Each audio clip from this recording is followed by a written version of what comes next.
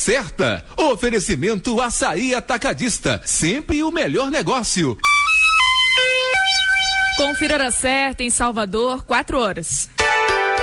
Viva bem, qualidade de vida é essencial para o equilíbrio e o bem-estar emocional. Todo dia juntos, cuidando de você, ouvinte especial. Tudo sobre a nossa saúde, qualidade de vida. Viva bem na sociedade. Tainã Gama, viva bem, viva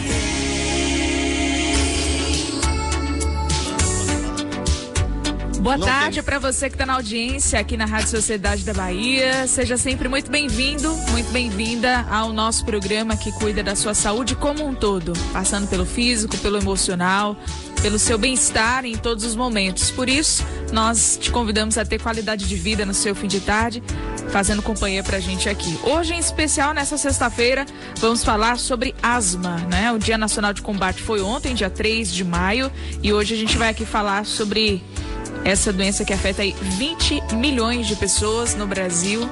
E se a gente for para o mundo, os números ainda são maiores. E conosco ele que estuda, é especialista em asma, se dedica aí na área da medicina há mais de 40 anos e atualmente está como chefe do Serviço de Pneumologia da Santa Casa de Misericórdia da Bahia, Dr. Guilhardo Fontes. Obrigada, viu, por ter aceito nosso convite, sempre muito receptivo. Quando o assunto é compartilhar conhecimento, ele diz assim, pode contar comigo. Boa tarde. Muito obrigado, é um prazer estar com você, com todos aqueles que estão sintonizados na Rádio Sociedade da Bahia.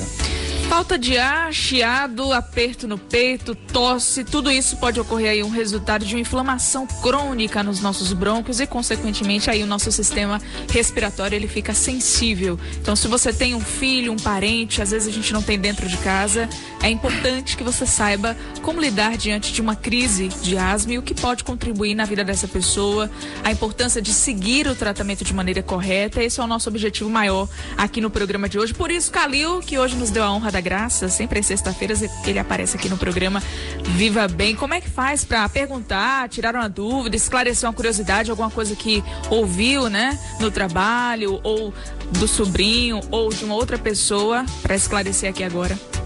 O WhatsApp da Rádio Sociedade, DDD 71996561025. 71348632201.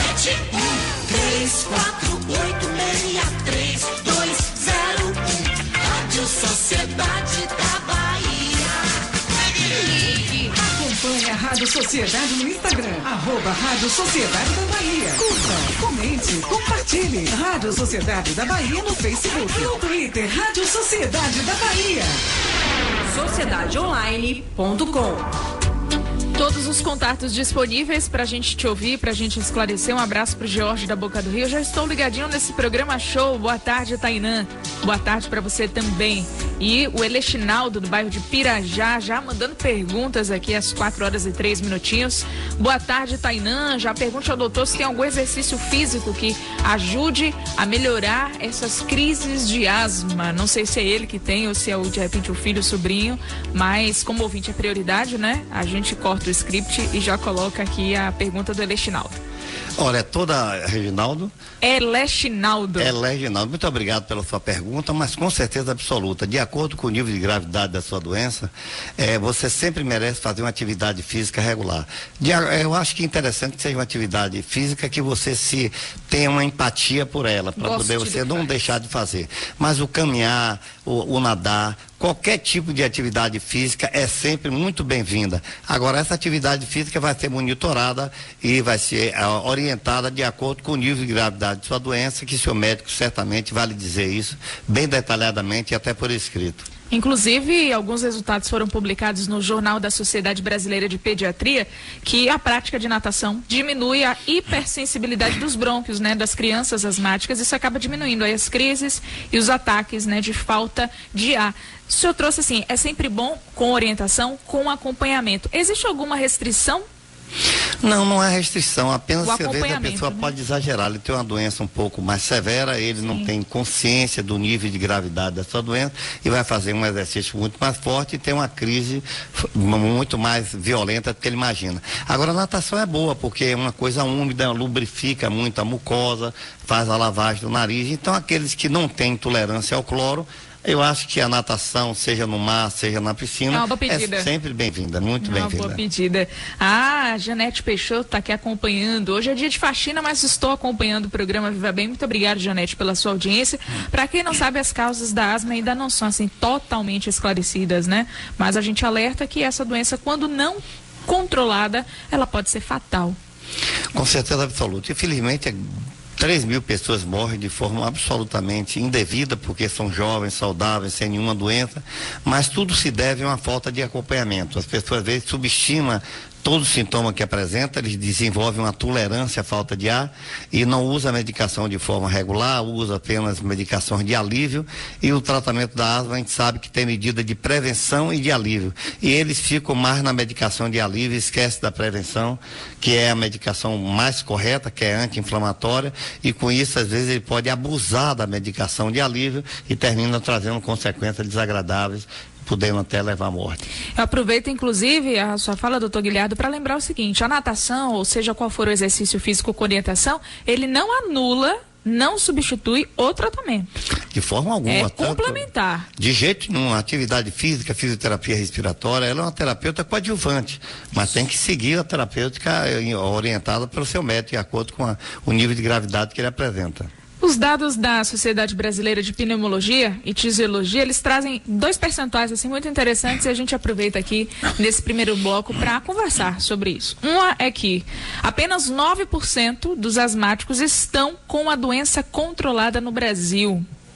Por que esse percentual é tão baixo, né? Na toda a América Latina é assim, apenas 8 a 10% das pessoas se encontram num estado totalmente controlado. É porque as pessoas elas se acham que estão controladas, mas quando ela vai ao médico, ela está piando, ela está cansando. Quando você começa a fazer algumas perguntas, ela vê que ela não está controlada, ela está parcialmente controlada e às vezes até está descontrolada, mas ela está se achando muito bem, ela está ótimo, mas quando faz o tratamento correto, é que ela percebe que ela estava muito ruim, porque ela passa a melhorar, ela fazer exercício, fazer coisas que ela não fazia antes. Então, um grande problema, eu acho que é o abandono do tratamento, o uso incorreto das medicações e subestimar os avisos, que são pessoas que têm crise de asma noturna, acorda de noite com falta de ar e fica usando e abusando das medicações de resgate, medicação de alívio, se subestimando as medicações preventivas, que essa sim lhe garante uma segurança maior para evitar desfecho fatal. Essa avaliação que o senhor traz como necessária, né? Muitos acham que estão controlados, no caso a doença está controlada, mas não está. Tem algum indício que o nosso ouvinte agora se perceba nesse momento? Ou é algo que assim, tem que ir, Tainã, de tanto em tanto tempo que a gente vai fazer essa avaliação e poder orientar melhor? Tem sim, tem vários avisos que pode ter. As pessoas às vezes acordam de noite com piado, com chiado no peito, às vezes não dorme bem, ele cansa quando ele começa a andar, ele tem uma tossezinha abusada. Que se está no tratamento não é para ter isso, é isso? Não é para ter isso, é para estar completamente assintomático. É uma doença perfeitamente controlável. Você pode levar a vida absolutamente normal, desde que você siga a orientação do seu médico e os steps de tratamento, que são várias medicações que ele vai usando, depois vai descontinuando. Mas se ele usa a medicação corretamente, ele faz a avaliação da função pulmonar dele de forma periódica e a gente pode ter uma ideia de como está a função pulmonar dele e como está a parte clínica. A gente examina, vê, eu estou ótimo. Quando vai examinar ele, vê que ele não está ótimo desse jeito. Tem que otimizar o tratamento, aumentar a dose da medicação preventiva e usar outras drogas associadas, de forma que ele realmente fique com a doença totalmente controlada, ou pelo menos o mais próximo possível de controlada. Sem abrir mão da qualidade de vida, né? Melhora muito. Eliomar está na linha 1, quer fazer uma pergunta pra gente no bairro de Paripe. Boa tarde, Eliomar, seja bem-vindo. Boa tarde. Eu gostaria de falar com o doutor Guilherme sobre que eu já nasci com asma. E essa minha asma, ela foi se agravando cada dia mais e se revirou para uma bronquiectasia. Só que quando chove, eu tenho bastante crise e as medicações não fazem efeito. Qual o motivo? Olha, essa asma é uma asma crônica, é uma asma que ele deve provavelmente desde criança. Isso leva a infecções respiratórias de repetição e leva o que chama de bronquiectasia, que é a dilatação dos broncos. Sim. Isso acumula a secreção e faz com que ele tenha crise frequente. Além do mais, muitas doenças graves como essa é associada a fatores emocionais. Boa parte desse paciente tem problemas emocionais, muito de alguns níveis de seriedade que precisa ser tratado do lado emocional, porque a emoção tem muito a ver com o pulmão. Então, toda vez que eu vejo uma asma grave, difícil controle, eu gosto que esse paciente faça uma avaliação psicológica, e o tratamento psicológico às vezes ajuda a tratar a doença de base dele. Mas é muito difícil uma doença, existe algumas 5%, 10% que a gente não consegue controlar mesmo. São asmas extremamente graves, até porque não é mais asma, é DPOC, é uma asma associada à doença obstrutiva, por causa da poluição ambiental, por causa da duração da doença, que leva o que era inflamação vira fibrose. Então ele tem uma resistência pulmonar muito baixa, precisa ser vacinado contra a gripe, pneumonia, usar medicações de forma absolutamente regular, tá mensalmente ou cada 3 meses no médico, para a gente estar ajustando a dose, aumentando, diminuindo, principalmente no período de inverno. E às vezes a gente faz profilaxia com determinadas medicações para evitar que ele tenha infecções. Já é um tipo de tratamento, tipo 2, que a gente faz, não é um tratamento primário, mas é um tratamento que a gente usa em situações como essa, paciente muito grave, para evitar as infecções do período de outono e inverno. Porque o que mais desencadeia a crise são infecções virais e bacterianas. Então, a gente tem que fazer profilaxia, são medidas que a gente usa, umas medicações que a gente usa para evitar que ele tenha esse tipo de crise. Foi exatamente o que ele trouxe, né, Alco? Eu percebi que quando chove, eu tenho mais crises. E aí a gente precisa estar atento de fato. Bom, tem uma perguntinha, ela não falou o nome e o bairro, se você quiser, pode falar aqui que eu dou crédito da sua pergunta. Tenho asma e já tive tuberculose. E hoje tenho bolhas nos meus pulmões. Essas bolhas podem vir a estourar? Olha, não é comum não, isso embora possa ocorrer, uma raridade de casos, mas essa sequela da tuberculose, ela costuma deixar bolhas mesmo, mas são bolhas que ficam quietinhas, ela fica inativa. O máximo que pode acontecer é eventualmente ter infecção fúngica, a gente chama bola fúngica, mas é muito difícil acontecer. Agora, convém você ter um acompanhamento periódico para poder evitar que isso venha a ocorrer. Trouxemos aqui um dado dos 9% dos asmáticos no Brasil que contém a doença controlada. E agora eu trago 32% que não fazem o tratamento correto. O senhor trouxe um fator assim que eu acho que é primordial, né? Utilizar a medicação de alívio como se fosse a mais importante, a preventiva na questão. Quais são as outras posturas, né, do brasileiro, não vou dizer nem do baiano, mas do brasileiro em si, para que esses 32% não estão fazendo o tratamento correto, além do abandono, né, que é o que você trouxe? As razões são muito variadas. Vai desde a falta de medicações, que eventualmente ocorre em todo o Brasil, as medicações de ponta, medicações que são mais efetivas nos casos mais leves, moderados e mais graves. Depois a higiene ambiental, que muitas vezes é subestimada, as pessoas não fazem higiene ambiental. A aderência ao tratamento, os pacientes não usam o tratamento de forma regular, ele começa a usar, sente melhor e para de tratar. Então, termina tendo uma nova recaída. Esse paciente, às vezes, convive com pessoas que fumam, o que é um dano muito grande. São pessoas que às vezes pegam uma roupa mofada que tá tempo e usa essas roupas e tem muito fungo, desencadeia. São pessoas que não usam capa antialérgico, que é uma grande proteção contra o fungo chamado ácaro dermatofagóide. É um dos principais alergênios. Então, existe uma série de... São pessoas que não fazem atividade física, que não faz uma dieta regular, e a atividade física aumenta, diminui o estresse e aumenta a resistência imunológica. Tomar vacina contra a gripe, esse paciente merece tomar vacina contra a gripe, pneumonia, porque qualquer infecção desenvolve uma crise muito grave. Ter o hábito de lavar as mãos com frequência, e se ele não pode lavar a mão, passar álcool gel, porque qualquer infecção viral, mesmo simples, no asmático, pode desencadear uma crise muito grave. Então, lavar as mãos, o hábito de lavar o nariz, que é um filtro, né, que isso vai para o pulmão, e gargarejar sempre com água morna e sal, para evitar que as infecções do nariz e da garganta desçam para o pulmão, irritando e desenvolvendo crises de asma. Estamos ao vivo pelo Instagram e também pelo Facebook, a Rádio Sociedade da Bahia. Lembrando que essa entrevista fica disponível aí nas nossas redes sociais para que você tenha acesso, né? Compartilhe e possa assistir depois do primeiro bloco até o fim aí com tranquilidade e compartilhar caso goste do que está ouvindo na sua rede social, na sua timeline, né? Tem a pergunta da Luísa, eu vou fazer a pergunta e após o intervalo o doutor Guilherme responde, tá certo, Luísa? Que ela fala assim, meu filho é super, hiper ativo. Inclusive, quando tem a crise depois no tratamento, tem dificuldade de ficar parado. E ela tá pensando aqui em qual atividade colocar ou rever as medicações, já que não tá tendo efeito, ele tá tendo essa crise. Ela quer saber se tem alguma relação dessa hiperatividade, não ficar parado, correr, brincar, correr e cansa, enfim. Luísa, daqui a pouco, após o intervalo, a gente conversa sobre isso, tá bom? Não perca a hora, 4h15. Viva bem na sociedade. O programa Viva Bem hoje recebe o Dr. Guilherme Fontes, pneumologista, aqui com a gente falando sobre asma. E nós já trazemos ouvinte na linha 1, Dona Maria do Carmo. Boa tarde, obrigada pela ligação, Dona Maria. Boa tarde. Eu gostaria de fazer uma pergunta ao doutor Guilherme. Pode fazer. Não sou eu, é o meu esposo. O meu esposo, ele tem problema de asma.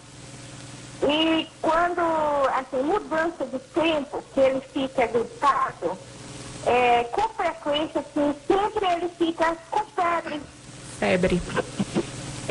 Quando ele fica com muita secreção, aí vem a febre. Eu gostaria de saber o porquê essa febre. Olha, a febre pode ser, tem alguns tipos de asma, como foi comentado há pouco tempo atrás, alguns fenótipos, alguma forma de apresentação da asma, junto com a DPOC, que as pessoas podem ter bronquiectasias. Bronquiectasias são um acúmulo de secreção no pulmão que favorece as infecções repetidas. As pessoas ficam com infecções repetidas toda vez que pega qualquer tipo de infecção viral ou bacteriana. Agora, seu marido, obviamente, que deve ser avaliado, ele deve ser tratado de forma correta, o uso contínuo da medicação, ele deve manter o peso ideal, ter uma dieta equilibrada, fazer atividade física regular, tudo isso são fatores que vai ajudar e vacinar contra a gripe e pneumonia para que ele não tenha tantas infecções como tem ocorrido. E a fisioterapia para higiene bronca é uma coisa muito boa, porque a fisioterapia evita que acumule secreção no pulmão, se tornando assim uma vítima mais fácil das infecções. Então, fisioterapia é muito importante nesses casos. Dona Maria ligou no 3486-3201. Nós estamos aqui ao vivo para te responder. Só ligar, falar com a nossa produção e a gente coloca você no ar. Doutor Guilherme responde, tá? Estamos também no Facebook, Rádio Sociedade da Bahia, também no Instagram e o nosso WhatsApp. 99656-1025. Um outro aspecto importante que conversávamos aqui durante o intervalo é com relação às gestantes, portanto, às grávidas, que nesse período tão sensível, né, para todo o organismo da mulher, fumam. 20% da população mundial de mulheres grávidas, ela fuma. E isso tem alterações moleculares intrauterina que pode permitir que não apenas a filha, mas as netas venham a desenvolver doença respiratória, como asma, infecções de repetição, doença pulmonar obstrutiva crônica. Então, muito cuidado, ou pelo menos evitar mesmo fumar durante a gestação, porque as consequências podem ser dos seus filhos e dos seus netos. E um fator adicional é toda vez que alguém pensa em tratar asma, lembre-se que tem que manter o peso ideal. O indivíduo obeso com sobrepeso torna sua asma muito mais resistente, muito mais difícil de ser tratada. Então faz parte do tratamento uma dieta. Então a nutricionista tem que entrar com o fisioterapeuta para que a gente possa dar a você a maior chance de melhora possível. O Mamute, ele botou Mamute, o nome dele, não sei se é esse o seu apelido, né? Pelo qual ele prefere ser chamado. Boa tarde, Tainã, sou muito seu fã, amo seu trabalho, que sempre nos traz temas que esclarecem dúvidas sobre saúde. Obrigada. Um abraço para você também. Tá escrevendo aqui ainda. Pois sim, tem uma outra questão que o Roberto mandou pra gente aqui, se é possível evitar essas crises de asma. E aí a gente estava aqui conversando que existe a asma de esforço, ou seja, ela só aparece se você fizer um esforço além do normal. Isso vale para tanto criança, adolescente, adulto, né? Pode, não deixa de ser uma asma, mas é uma asma que quando ele faz esforço, ele faz hiperventilação e resfria a mucosa brônquia e ela fica mais vulnerável ao broncoespasmo, ela entra em constricção.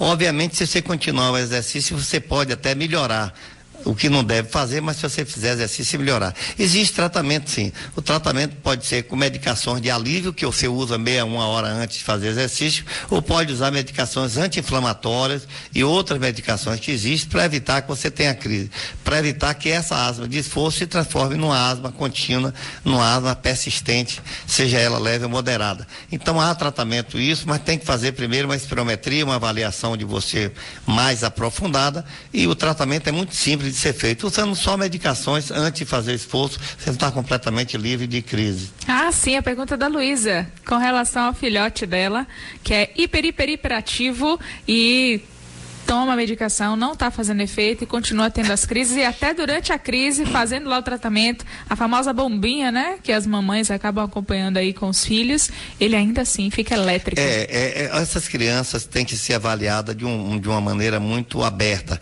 porque essas crianças podem ter sua crise difícil de ser tratada, porque ele tem uma rinite crônica, e as rinites é um fator que deve ser tratado para dar um conforto melhor. Crianças que têm rinite são mais ativas, são mais hiperativas, ela se concentra menos na escola, ela fica mais agitada, não dorme bem de noite. Então, 90% das pessoas que têm asma, 90% das pessoas que têm rinite. Então, tem que tratar a rinite, isso acalma, relaxa mais a criança, fazer um tratamento mais aprofundado e lembrar que muitas das medicações que são utilizadas mexem com o emocional da criança. Algumas medicações inalatórias fazem com que a criança fique muito ativa, muito ativada, mas isso há tratamento, há forma de contornar, usar medicações. Quando é uma criança muito sensível a medicações, a gente usa outras para poder evitar que ela fique tão elétrica, tão hiperativa, mas isso é relativamente comum em crianças nessa faixa de idade. O Daniel Paim está desejando aqui uma boa tarde pra gente, a gente deseja o mesmo para você, Daniel. Gostaria de saber do Dr. Guilhardo se asma tem cura. Não, a gente não fala em cura, como a gente não fala em cura também na hipertensão, no diabetes, mas a gente fala em controle. Há grande possibilidade de você levar uma vida inteiramente normal. Pelo menos 90 a 95% das pessoas, quando tratado de forma correta, quando existe adesão ao tratamento, quando você sabe usar medicações que são prescritas, porque são medicações inalatórias, sabe? Precisa saber usar. Se não usar corretamente, não vai ter o efeito esperado, você não vai conseguir controlar. Mas a asma é perfeitamente controlada, embora nós não podemos falar em cura. Ele mandou outra perguntinha assim, se o paciente com asma pode transmitir de uma pessoa para outra? Não é uma doença contagiosa, não. É uma doença que tem um componente mais genético e fatores ambientais, mas ela não é contagiosa. O Valdinei Costa está na Ilha de São João, esse é o ouvinte fidelizado, sempre está aqui quando a gente está. Inan, já compartilhei o programa de hoje, viu? Um abraço. Obrigada, Valdinei. Também tem muita gente aqui no Instagram, o melhor programa da tarde, muito conhecimento. Porque é isso, às vezes a gente não tem dentro da nossa casa, mas quando a gente for visitar alguém, a gente pode observar, poxa, fulaninho tem asma, mas tem tapete, tem cortina, tem osso de pelúcia no quarto da criança, tem fumantes, e a gente, com esse conhecimento, já pode orientar, né? E eu acho que isso é importantíssimo. Manter a casa arejada, bem ventilada, não passar pano úmido na casa. E como eu disse, usar capa antialérgica para o travesseiro e colchão ajuda muito, mas muito mesmo.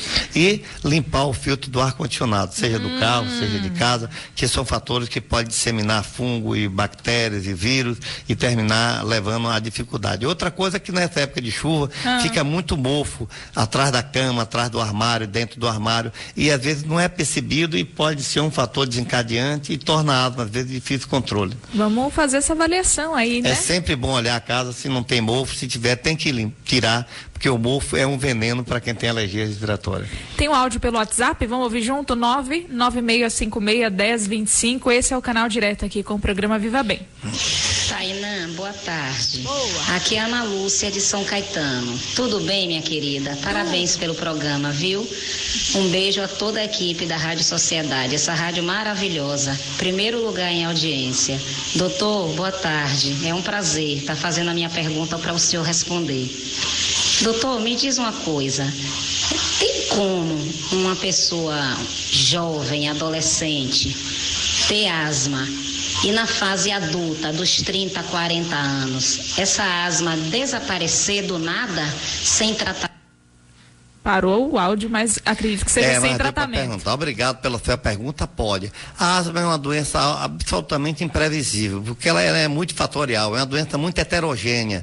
Então ela pode começar na infância, aí com 10, 11 anos desaparecer, pode começar depois da gravidez, quando tem gravidez, 1, 2, 3 gravidez, e quando acaba a gravidez, a asma também vai embora. Então é uma doença tão heterogênea e tem uma evolução tão imprevisível que é perfeitamente possível que a pessoa deixe de ter crise. Eu só não posso dizer assim que ela deixou de ser asmática. Ela deixou de ter crise, mas jamais deixou de ser asmática.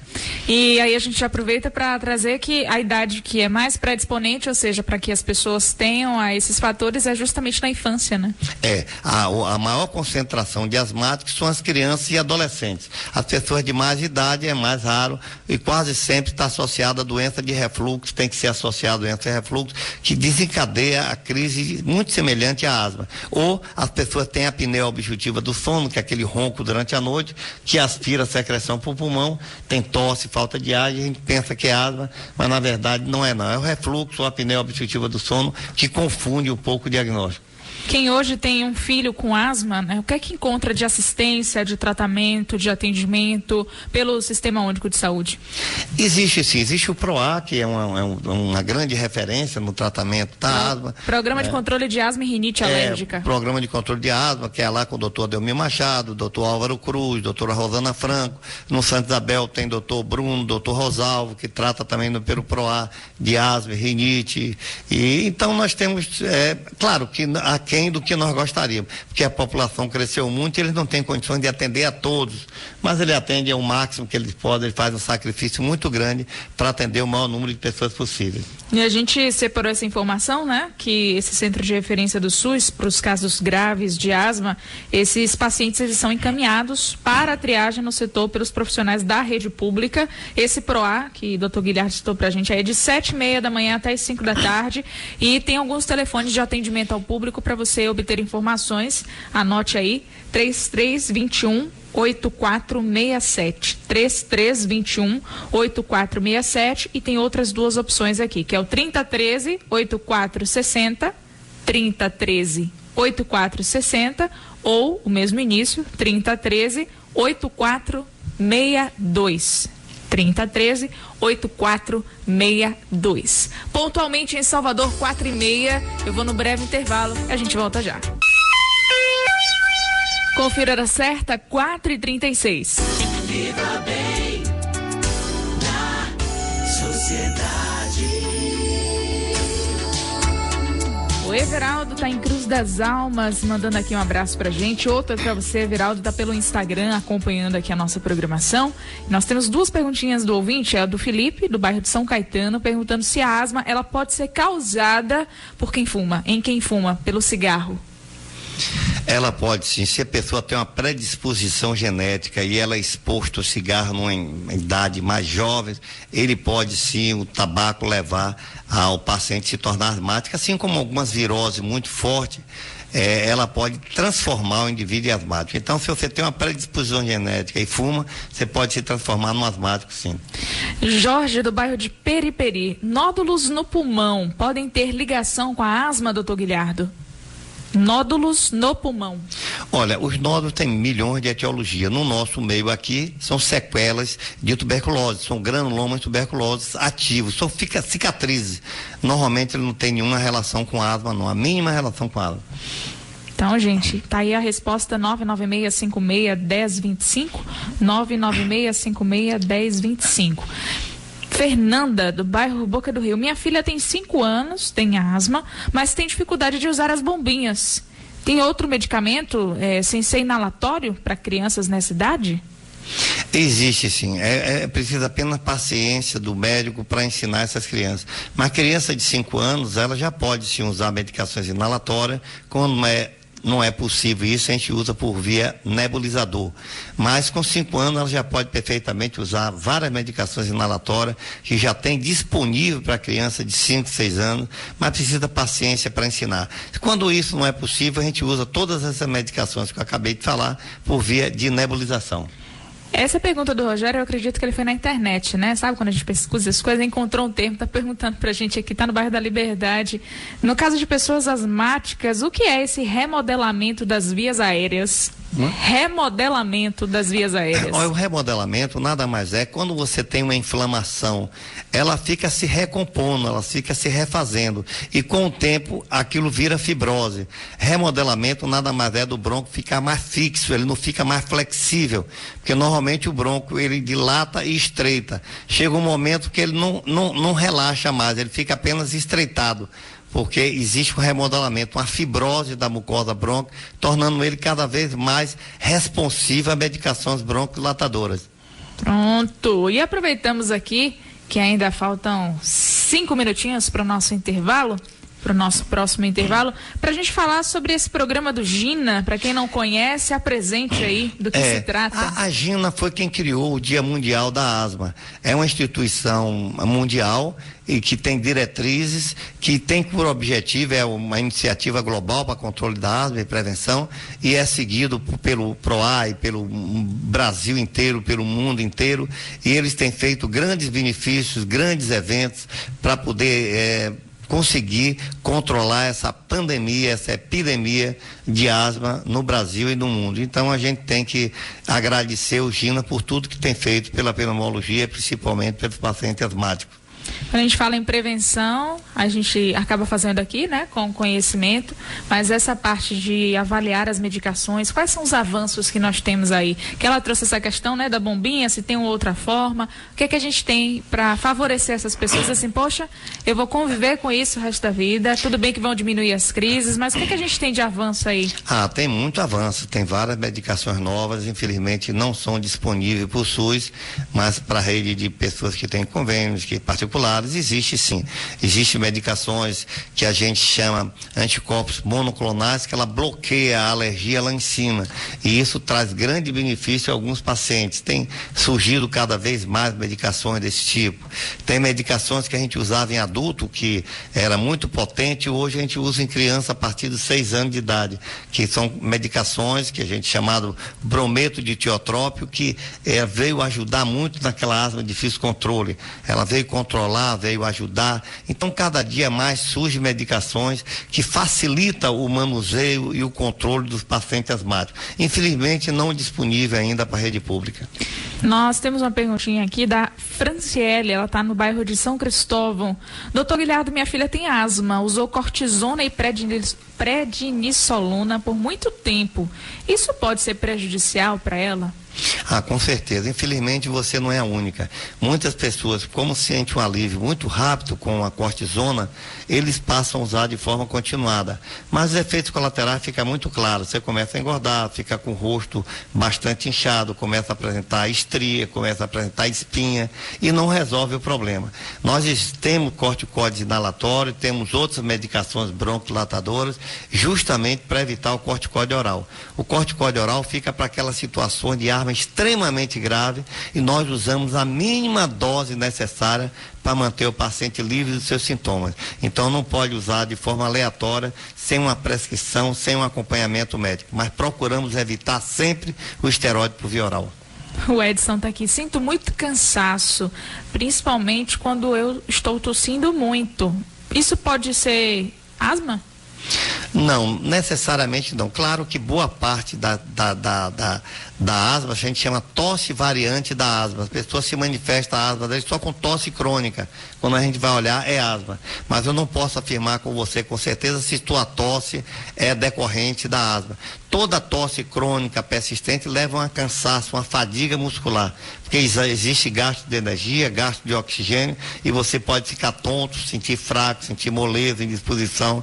Mas o mais importante é ir lá no fundo e procurar saber a causa da sua tosse, e tratar a causa, não apenas o sintoma. A pergunta do Antônio, ela é bem pertinente. A gente está em maio, mas vem aí a festa junina, né? Que ele diz o seguinte: Tainá, eu tenho uma filha que nasceu com asma, né? Levei 8 anos e toda a época de festa junina, né? Quando as fábricas, enfim, aquelas produções de fogos de artifício e tal. E aí ele queria saber, né, o que a gente pode fazer nesse quesito de prevenção, já que ele já sabe que vai chegar mais uma festa junina e a filha dele novamente pode estar exposta a isso. A incidência aumenta muito, você tem toda a razão. A primeira coisa, dentro do possível, manter a criança mais longe possível da fogueira. Aquela fuligem a gente sabe que é um veneno. Se a criança for possível, botar uma máscarazinha, bico de pato, úmida, para poder fazer com que a fuligem, ela não consiga aspirar essa fuligem. Fique longe, sempre ao contrário do vento, para que isso não venha para cima dela. E essas crianças devem ter por escrito, por seus médicos, o que deve fazer numa possível episódio de exacerbação durante o São João. Até porque no lugar que vocês estão, vocês não têm acesso a especialista. Então, a orientação por escrito, passo a passo, do que deve ser feito, a prevenção eu já falei, usar bico de pato, evitar fogueira, evitar poeira, não é que ele fique próximo, mas o mais distante possível, e ficar sempre contra o vento, mas ela tem por escrito todas as medidas que devem ser adotadas para evitar uma crise grave, uma crise num lugar que às vezes não dispõe de especialista. Sem dúvidas, o que a gente puder fazer no quesito prevenção e conhecimento, saiba que a gente dizendo sempre, quando for viajar, vá no seu médico e peça por escrito toda a orientação do que deve ser feito caso haja uma ameaça, porque sempre existe. Usava aminofilina e usava também as bombinhas, né? Colocava o comprimido e inalava. Aí ela está compartilhando que isso foi há 15 anos atrás, mas que hoje ela já tem menor crise de asma, né? A aminofilina é uma medicação que a gente não se usa como primeira linha. Ela não tem ação broncodilatadora, tem alguns efeitos colaterais bastante importantes. A gente usa em situações muito específicas, mas não rotineiramente. Nós temos medicações muito mais potentes, muito menos efeitos colaterais, de forma que a aminofilina não é usada mais de forma de rotina, a não ser droga de segunda ou terceira linha, não de primeira linha mais. Nós vamos no intervalo agora e na volta a gente responde a pergunta da Letícia. Só tenho crises de asma durante a noite. No período do dia eu fico muito bem. Será que isso pode ser psicológico? Já, Letícia. A gente traz a resposta. 4h45. Viva bem na sociedade. Último bloco do programa Viva Bem, eu, Tainã Gama, te encontro aqui de segunda a sexta, das 4 às 5 da tarde, para falar sobre a sua qualidade de vida, que passa por uma saúde em dia, por uma boa estabilidade emocional, enfim, são muitos os fatores, né? Para a gente poder afirmar com toda certeza que vivemos bem. Queria mandar um abraço aqui para dona Ninga, que está na rua 21 de janeiro, lá na cidade de Santa Inês. É a mamãe do Zé que está acompanhando aqui. Tainã, estou aqui em Santa Inês te ouvindo. Amanhã estou retornando a Salvador. Um abraço para você, um abraço para sua mãe. E também ao casal, né, que é ouvinte aqui do nosso programa. Se casaram na quarta-feira. E aí a Glais Tawane Dias de Oliveira e George, que moram no bairro Boca do Rio. Muito obrigada, George, pela audiência e parabéns, né? Felicidades e que vocês sejam eternos namorados, né? Esse é o nosso principal objetivo. Parabéns pela união. Bom, o Elexinaldo tá mandando sugestões de pauta. Que bacana, Elexinaldo. Pode deixar que a nossa equipe vai entrar aqui em contato. Vamos procurar esses profissionais competentes, referência no assunto e trazemos aqui, tá bom? Muito obrigada também pela sua interação. E a perguntinha do Ed pelo Instagram, o Ed Santos, e ele perguntou assim: doutor Guilherme, conservantes e aditivos dos alimentos podem desencadear uma crise de asma? Sem sombra de dúvida, principalmente nas crianças. Tudo aquilo que você vê muito colorido, tem tartrazina, tem vários corantes que são extremamente alergizantes. A gente sabe que criança pode ter alergia a amendoins, a chocolate, a leite, pode dar alergia respiratória, mas esses corantes, sem sombra de dúvida, devem ser evitados, porque muitas crianças têm alergia e às vezes não se dão conta. Eu vou mais além. Uma das coisas que tem feito a asma aumentar na Bahia, no Brasil e no mundo é o uso abusivo e indiscriminado de anti-inflamatórios, para remédio para febre, remédio para dor de cabeça. Isso desencadeia crise de asma mesmo. Se a pessoa tem asma, ou asma leve, ela pode ter a sua asma agravada por uso abusivo de medicações anti-inflamatórias. Não é à toa que a automedicação mata 20 mil pessoas por ano no Brasil. É o país campeão em morte por uso de medicações indevidas. De forma que cuidado com a medicação, ela pode mascarar os quadros que podia ser facilmente diagnosticado e pode levar a desfechos fatais. Então, evite a automedicação. E respondendo a sua pergunta, sem dúvida, esses corantes devem ser totalmente evitados em crianças e adolescentes e adultos, e qualquer pessoa não é bem chegado, não é bem-vindo. E a pergunta da Letícia, né, que fizemos antes de ir para o intervalo, que ela só tem crise durante a noite, durante o dia ela se sente muito bem, e ela perguntou se isso pode ser psicológico. Não acredito não, porque você tem um piado no peito, você tem um chiado no peito, então você tem asma. O que acontece durante a noite são vários motivos para você ter durante a noite. Primeiro, que a temperatura durante a noite cai, que faz que o tom no bronco fique mais estreitado. Segundo, os hormônios broncodilatadores, que são cortisol e adrenalina, durante a noite também ele cai. E um fator adicional que me parece de extrema importância é que o acrodermatofagóide, o fungo, ele se alimenta de restos de pele.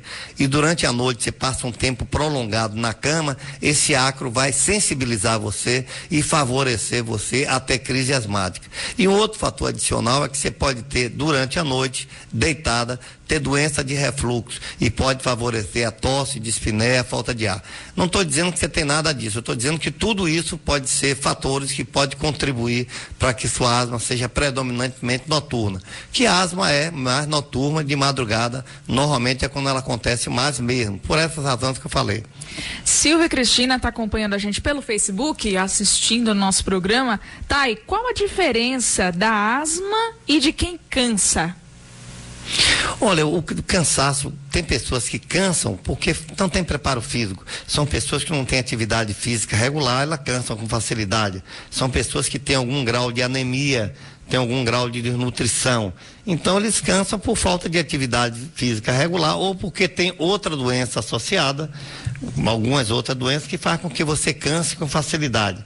Mas a asma não, a asma quando você cansa, você é acompanhado de ronco, de chiado no peito, de tosse, constricção torácica, que quase sempre é desencadeado por fatores ambientais, poeira, cheiro forte, cheiro ativo, por uma gripe, por um estresse, por uma tensão emocional. Esses são fatores que fazem desencadear a asma. Agora, aquele cansaço quando a gente anda e que dá uma caminhadinha, anda, aí tem que ver se tem outros fatores que podem ser responsáveis por essa falta de ar, que não necessariamente pode ser asma. A gente não tem muito claro as causas da asma, mas, por exemplo, ela pode ser hereditária? Tem algum tipo de pesquisa que já esteja aí trazendo isso? Tem, muito bem definida, muito bem clara, que a asma é uma doença predominantemente genética e ambientais. As pessoas, por exemplo, se você tem pai e mãe com asma, você tem mais de 50% de chance de ter asma. Sim. Então, é uma doença predominantemente genética, mas altamente influenciada por fatores ambientais. Entendi. Você tem uma predisposição e depois da exposição a fatores ambientais, as coisas pioram. E se você tem viroses da infância grave, tem algumas infecções virais muito fortes na infância, que pode tornar essas crianças asmáticas no futuro. Perfeito. O Elexinaldo, que está acompanhando a gente, mandou assim: Tainã, quando é que vamos ter um oftalmologista? Eu já aproveito para fazer o destaque do nosso programa de segunda-feira. Estamos aqui falando sobre essas questões, os fatores ambientais. Junto com a primavera começam a aparecer as doenças alérgicas, né? E os nossos olhos são um dos afetados por esse problema. Então, segunda-feira, nosso programa, viu, Elexinaldo, já te respondendo, teremos sim um oftalmologista segunda-feira aqui falando sobre a alergia, né, nos olhos. Nem sempre olho vermelho é conjuntivite, viu, gente? Podem ter N outras possibilidades. E a gente vai conversar sobre essas alergias nos olhos segunda-feira com o oftalmologista Dr. Cristiano Andrade. Vai estar comigo aqui, tá bom? A partir das 4 da tarde. 4h55, vamos decolar? Sociedade no ar. O trânsito em tempo real. Lucas Barbosa, boa tarde, querido. Tudo bem contigo? Tudo bem, Tainã. E contigo, tudo bem? Tudo ótimo. Espero que esteja ótimo com o trânsito também. Pois é, depende do caminho que você for pegar, Tainã. Seguinte, se você vai sair daí da sociedade, tá querendo seguir pro Rio Vermelho, ontem eu falei, pega Garibaldi, que a Cardeal da Silva tá um pouco lenta. Hoje é diferente, pega a Cardeal da Silva, porque a Garibaldi tem fluxo um pouco mais intenso neste momento. Agora, se você precisa sair daí e ir pra Avenida Paralela, por exemplo, minha recomendação é que você pegue ali região do Dique do Tororó, Bonocô, acesso norte, entre na Paralela pela Avenida Luiz Eduardo Magalhães.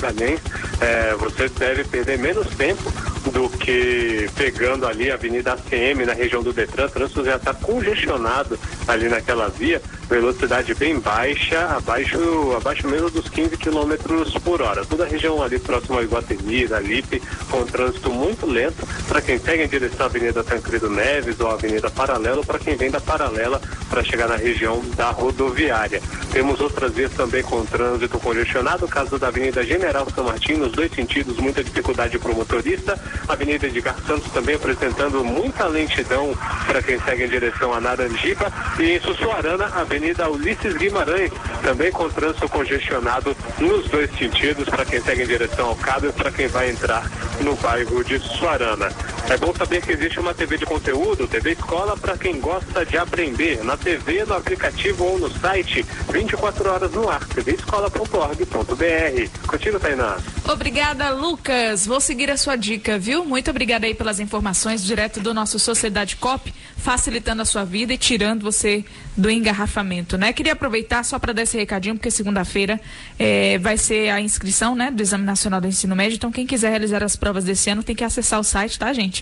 www.enem.inep.gov.br/participante. Então, segunda-feira começa as inscrições. Já pega o fim de semana, separa aí as documentações necessárias, e as provas desse ano vão ser aí nos dias 4 e 11 de novembro. Esse prazo que começa segunda vai até o dia 18 de maio. Então, viva bem aqui já antecipando. Sua organização é estudantil para você segunda-feira já tá com tudo certinho. Quando abrir o sistema, você não deixa para a última hora. Doutor Guilhardo, muito obrigado pela sua presença. Sinta-se à vontade aí para deixar seu recadinho para os ouvintes e que possamos ter outras oportunidades aí ao longo de 2018 para esclarecer, porque sistema respiratório é um ponto nevrálgico, né? Um ponto sensível e é essencial para a vida humana. O recado que eu teria é que no dia 19 na ABM nós vamos fazer o curso de doença do inverno. Já é a quarta vez consecutiva, com enorme sucesso, e estão todos convidados, estudantes de medicina de todas as faculdades de Salvador e da Bahia. Nós fazemos durante um sábado, o dia inteiro, dia 19, na Associação Baiana de Medicina aqui em Ondina. Nós vamos fazer um curso muito completo sobre todas as doenças do inverno. Então fala sobre gripe, fala sobre asma, DPOC, pneumonias e tudo que você pensar que doenças que acometem mais no inverno. Então eu conto com a presença de todos. Perfeito. Quem quiser ter acesso a outras informações, algum telefone que o pessoal anote aí? O telefone da BM, né? Associação Baiana de Medicina, pode ligar para lá, para o grupo que está lá, de Thaís, de Léa, que eles vão dar toda informação. É gratuito, é absolutamente gratuito. Essa informação é importantíssima. É gratuito e tem um elenco de profissionais do mais alto nível e uma pessoa extremamente humanizadas e que vão falar sobre tema muito diversificado, que é de interesse durante esse período de inverno, porque ela crescem muito durante o período de inverno. Que bacana. Tá aí, gente. Recadinho dado. Estivemos hoje aqui com o Dr. Guilhardo Fontes, que é o fundador e coordenador, né, da Associação Baiana dos Portadores de Doenças Pulmonares Obstrutivas Crônicas, esse DEPOC que a gente fala sempre. É o DEPOC é exatamente isso. Diretor acadêmico da Associação Baiana de Medicina, chefe do Serviço de Pneumologia da Santa Casa. Eu não sou mais o chefe do serviço, eu saí esse ano. Sim. Eu sou professor adjunto da Escola Baiana, diretor acadêmico da Associação Baiana. Da Associação Baiana de Medicina e coordena o ambulatório de DPOC. Perfeito, que esteve hoje com a gente aqui, esclarecendo e muito, né, a nossa vida. Deixo vocês na companhia do programa Bate-Bola com a equipe de esporte da Sociedade, e segunda a gente tem esse encontro marcado. Não sai daí não, viu? Continua com a gente aqui na Sociedade. Bom fim de semana e até segunda às 4 da tarde. Tchau, tchau.